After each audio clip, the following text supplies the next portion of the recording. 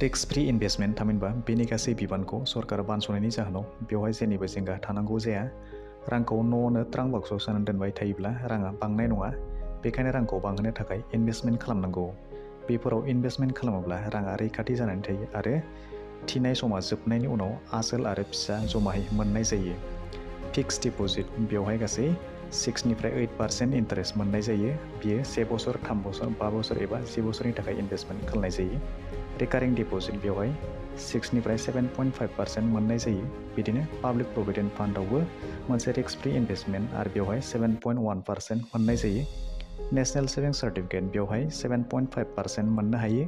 सभरेन गल्ड बन्ड बे इनभेस्टमेन्टआव गासै 2.5% इन्टारेस्ट मोननाय जायो। नाथाय बेवहाय सनानि बेसेना बांनाय लोगो लोगो बेनि मुलाम्फाखौबो मोननो हायो। गभर्नमेन्ट बन्ड्स थामहिनबा सिकिउरिटिस बेवहाय 7%निफ्राय 10% इन्टारेस्ट मोननाय जायो।